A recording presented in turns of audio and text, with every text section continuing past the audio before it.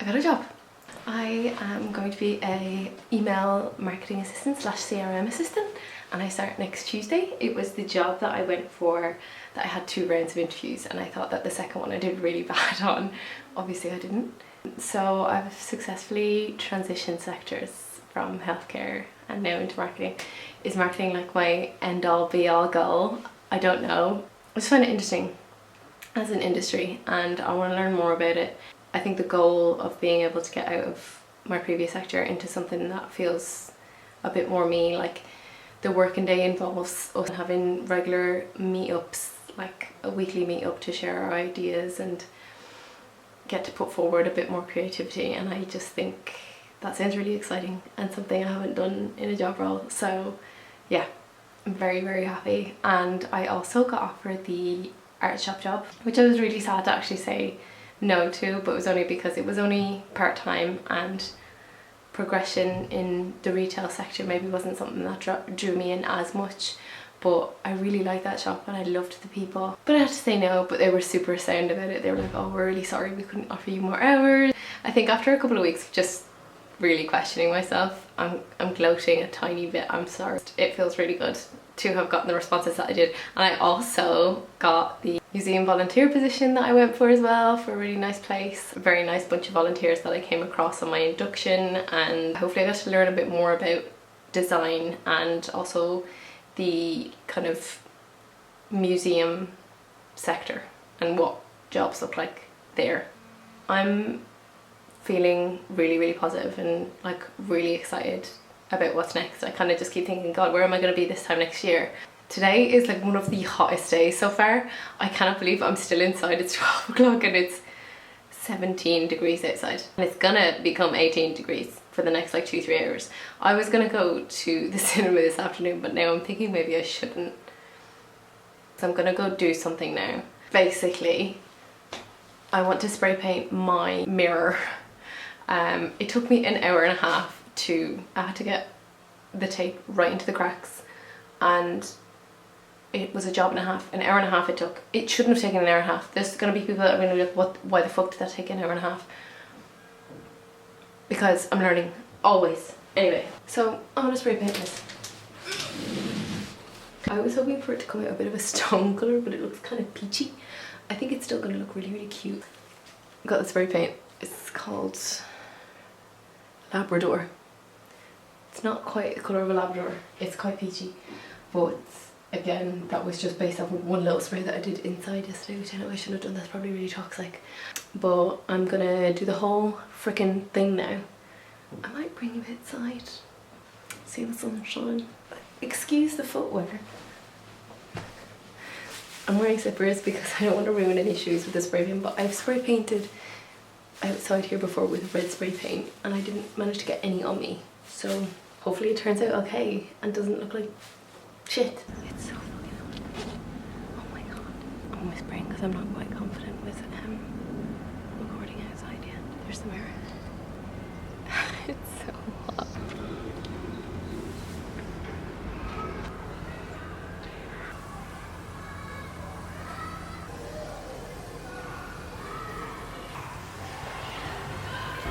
Didn't quite come out like I wanted it to. It's super peachy. The end product, I wanted it to be more of a stone colour, but it just came out looking really tropical. The ultimate thing that we wanted was for it to be a different colour to the wall. It was white and we achieved that. So, goals all round. I kind of like sitting on the ground yesterday, so today I would just basically share a few bits of things that I've been enjoying, that I've been watching, reading, consuming in some way, shape or form. I wanted to start off with like films, TV shows, then go into like books and then just other miscellaneous bits. Just because I enjoy sharing what I've been liking recently. Movies.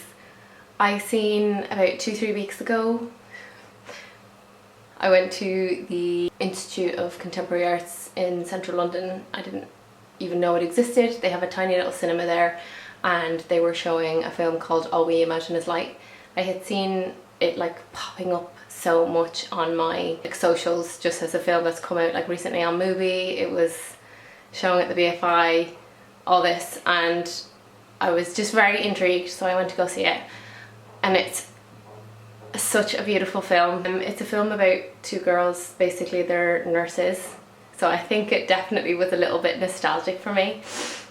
I've worked alongside Indian nurses before, and I think there was definitely, yeah, a feeling of nostalgia there when I was looking at them like doing their shifts and stuff, and how they interact with each other. Just the sweetest ever. The two of them are living very different romantic lives. One has a long distance partner who she's not really in touch with, and I'm really sorry that I can't remember their names, but I'm terrible with stuff like that. The other partner is in a kind of a new, young, exciting relationship, and they view love and relationships quite differently, and they work alongside each other as well. One is a little bit younger than the other, and it kind of just really beautifully portrays the kind of the cultural differences and societal expectations of these women and relationships and how they're expected to behave, but also their own needs, wants and desires. And yeah, it's just a beautiful, beautiful film, and I highly, highly recommend it. I think it's one of my favourite films of this year. I wish it was in 2024, because then I would say it was 2024. But basically, like, the two best films that I'd seen so far have been Anora and All We Imagine Is Night. Like, they're the most memorable ones for me. I saw Anora, I think, before New Year. I feel like it might have been December or really early January, and I didn't know anything about it other than like just hearing like, oh, it's supposed to be good, and a short premise. I hadn't watched the trailer, I didn't know who it was directed by, anything. I was just like, I'm gonna go see it, and it was amazing. If you didn't like Anora, that's fair enough. My friend that I went with was expecting something quite different, but I absolutely adored that film. I went to see A Real Pain recently, I think just after all the Kieran Culkin hype, and I really like him. I like his acting in Succession. It does very much feel like what Kieran Culkin is. I was ever so slightly underwhelmed. It is still a really enjoyable film. I did enjoy it because I like Jesse Eisenberg and I like Kieran Culkin. Kieran Culkin has obviously done a very good job, and he's getting a lot of the hype right now, but I think Jesse Eisenberg did a fabulous job as well. Both of them very much seem like characters that are very close to who they are as people. Again, I don't know them personally, I'm just going off of interviews, a bit of an impression, I guess. Slow moving but nice, really picturesque of Poland. It makes me want to go back there so much. I've been to Warsaw and Krakow, and I just want to see so much more. I'd love to do like a little interrail trip within Poland itself and see so much more of it, because it was so beautiful. It's so stunning and people are lovely, and yeah, it just made me want to go back to Poland a lot, so I recommend that too. I saw Nickel Boys yesterday, but on TV. I think it would have been better in cinema. It's shot in a POV style, so if anybody knows, like, I don't know any other thing that's POV other than Peep Show, but it's funny that this film is also the relationship between two people, and the POV switch from them. It switches to their future a little bit as well, but in the future it's just behind them, as if like the camera's just here. So you're able to kind of differentiate a little bit. A stunningly captured film. I think POV is actually really fucking cool, and I think there should be like more films shot like that. It is different. It is maybe for some people they don't like that, but it just captured so many little human moments that otherwise putting it into a wider shot just doesn't capture it as touchingly, or as well. Like, even just there's a moment where he's wrapping a string around his finger when he's young, and I just think, oh gosh, I remember like doing little things like that when I was a kid. It just felt really, really human. It had footage from that period of time in America as well. It's about basically one boy who is caught up, unfortunately, in a situation when he's on his way to college, and he has quite a promising future ahead of him. But he's caught up in a situation that gets him convicted, and because he's underage, he has to go to a reform academy. I think it's based off of a real one in Florida. It's horrific what went on in that school. It's believed to have happened in this actual school in Florida. Yeah, I won't divulge too much more into it. It is a really sad story, but it's also really touching very moving, and as I said, beautifully shot. If you have the opportunity to still see it in cinema, but I think it came out ages ago, like November or something. I'm just utilising this time to see films that I've been wanting to see for the last like couple of months. So some series that I've been consuming. I'm a little bit late to the train, but Apple Cider Vinegar. It was like funny but also really like sad as well, like just how messed up this individual was and how far it got. If you don't know, basically a woman called Belle Gibson in Australia who was developing an app but kind of promoted that based off of the fact that she had had brain cancer, and it was a health food app, like how to create recipes. It was kind of insinuated that this was helping her stay alive. The big fact is that she doesn't have brain cancer, and she's lying about this, and she's been like a prolific liar through her life. I think she had a very terrible upbringing, but it still doesn't, you know, exempt her from doing what she did, and a lot of people who were genuinely sick followed her. The acting was insane. The main actress, I think, is American, and her Australian accent is absolutely flawless. I've seen her in a few things. Caitlin Denver. I remember seeing her in Booksmart a couple of years ago, which is hilarious. It's a great film. Very messed up. It will make you angry. But yeah, really entertaining. I watched Toxic Town not too long ago, which is based on a like Scottish town in, or was it Scottish or very northern, but there was a lot of Scottish people that worked in that town. There was a huge steel industry that was developed there, and a lot of Scottish people came down, lived their life there and made it a town. And then I think the British Steel Industry then withdrew. They lost their jobs basically, so that town was in a really struggling state, and there were other developments going on. Again, I'm terrible with this, the details of things. There's another development going on, and there is a lot of corruption, but there's actual bad practices amongst these sites, and it's releasing toxic waste-ish into the air. Great acting there. Amy Wood, I love her. I'm watching her in White Lotus at the moment, which is also good. Don't think it's as good as the last two series, but I haven't watched the latest episode, so I'd rather not report on it just yet. It's a lot of like really nasty pieces of work involved in what went on there, and so yeah, it makes you angry but in a good way, and it makes the story of what these women did all the more impressive. Then I saw Adolescence, which I think everybody has been seeing recently with Stephen Graham. You probably know about it, but yeah, based off of a murder that his son is under question for. It's really intense. It's shot in one long shot. I've seen some behind the scenes. It's just really impressive how they did it. I have seen a film like that before. Is it Uncut Gems? Is Uncut Gems, I think, is made to look like it's all one shot. Maybe it was. Honestly, I still don't know. I'd rather not question it because it looks like one long shot each episode anyway, so it's rather good. I think the third episode is probably the most chilling. The acting is incredible from that young actor. It scares me a bit because I'm like not even a mum, but I'm just like, how much scarier is the internet gonna get? And that side of things for young children and for teenagers, what can you protect them from? And also incel culture and this level of alpha male culture that's being just put out onto young men and young boys basically. It's really frightening. Stephen Graham is a fucking fabulous actor. Love him. Also, if you listen to the Off Menu podcast, you should listen to the recent one with Stephen Graham. It's very funny. And then I thought I'd just put into three old things that I've been watching. Everybody loves Superbad, but if you haven't watched it in a couple of years, I would highly recommend watching it again. It's just, do you ever get that when you've watched something ages ago and then you forget how freaking funny it was? Yeah, I just watched it with my partner a couple of weeks ago and it was hilarious. I watched The Wind That Shakes the Barley. If you're Irish, you'll hate British people after it. Cillian Murphy is brilliant in it. I never watched that before. I just watched it recently. I went to the Mediathek in the BFI because I was kind of curious as to what that is, and it basically is just a screen and you can just pick through a load of different media that they have on offer, like TV shows, films, they just have loads there. But I went in for a film and I watched that. Fabulous film. But when I got on the bus home, I was like, if I have children, I have to make sure they fucking know where they came from.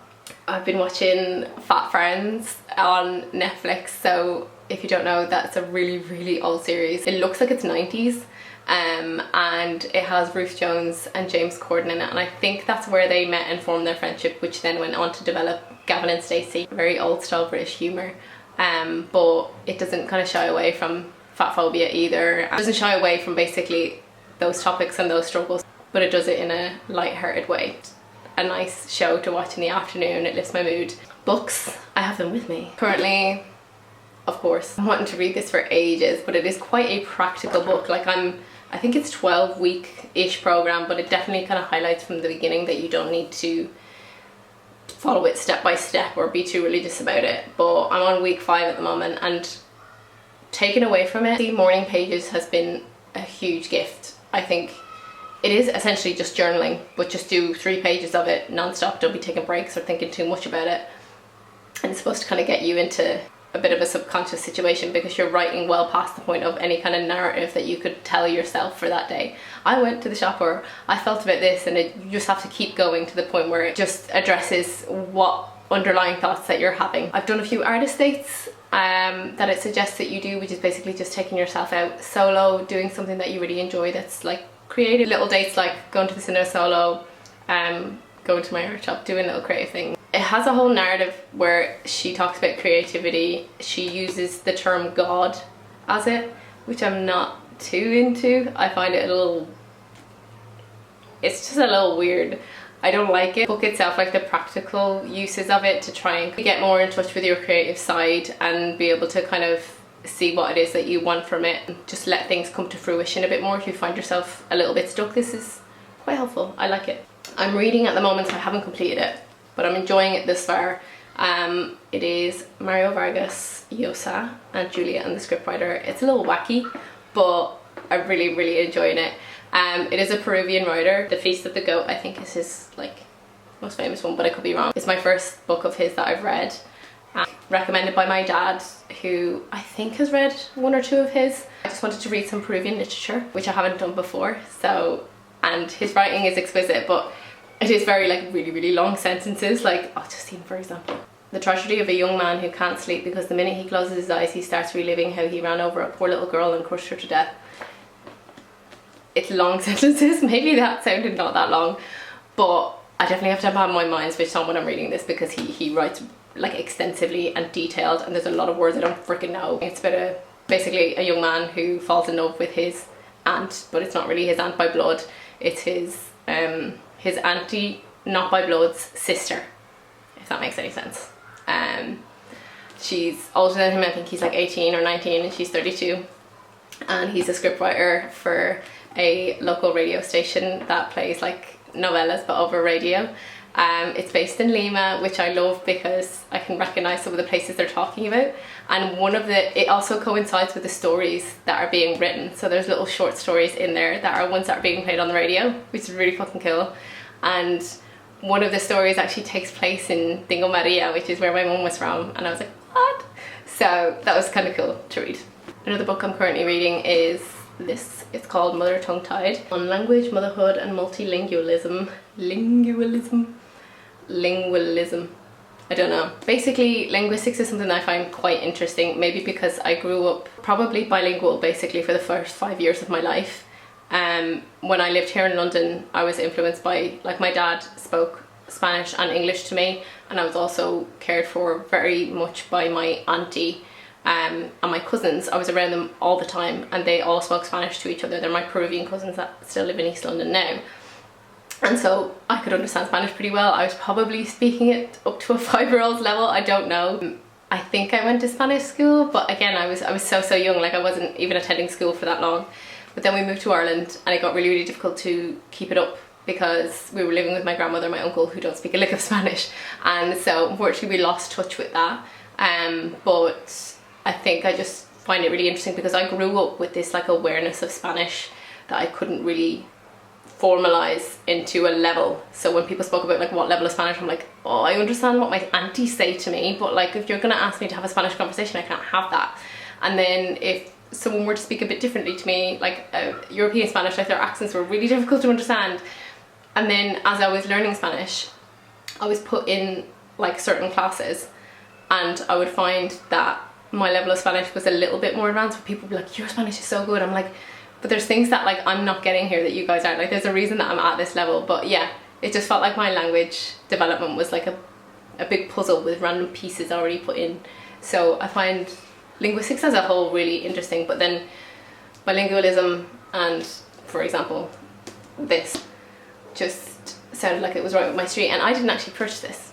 The author of this book is someone that my partner knows, and my partner let them know that I was into linguistics, and she gave him the book, which is really, really sweet. And yeah, I'm finding it really interesting.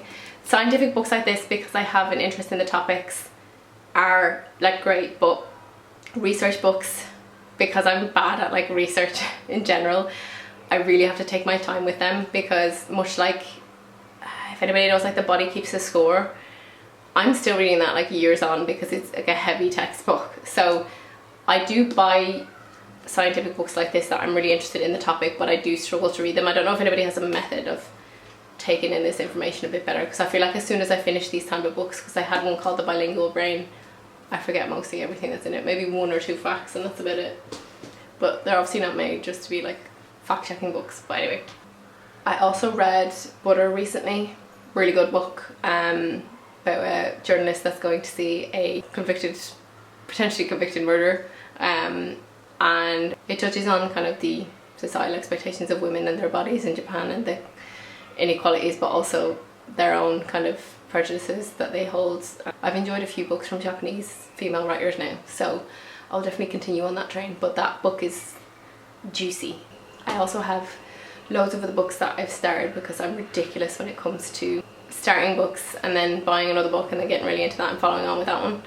So I'm probably actually going to restart all of them again, but hopefully I can do this video again in a couple of weeks or a couple of months time, and I will have read them and got some new recommendations for other books as well.